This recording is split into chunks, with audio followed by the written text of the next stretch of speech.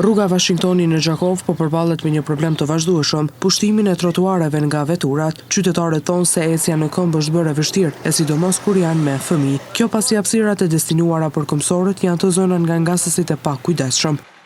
Mungesë sjelljes, kultura sjella i për nga prind.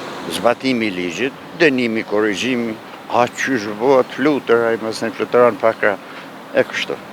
Shqetësimin për zënien e hapësirave të destinuara për këmbësor e pohon edhe një tjetër qytetar, i cili vuri theksin edhe te persona të shtyr në moshë, që po kanë shumë vështirësi në qarkullim. Qerët e sendet që pilojnë në për trotuar, populli s'po ka me lëviz. Edhe kjo gabim i madh. Janë vendet ku parkirohen qerët, edhe më smi pëngu popullsinë. Njëherë pensionierat më tepër për hekin edhe më keq. Se kjera kënej, s'pe kem ka me dalë. Kështu që kisha bua apell të gjithë qytetarët e Gjakovës, milion kjerat ku janë venet e caktune. Për këtë kaos në komunikacion, qytetarët po vlerësojnë se përgjegjës janë institucionet të cilët duhet të kujdesen më shumë për ngasësit e pakujdesshëm duke i gjobitur.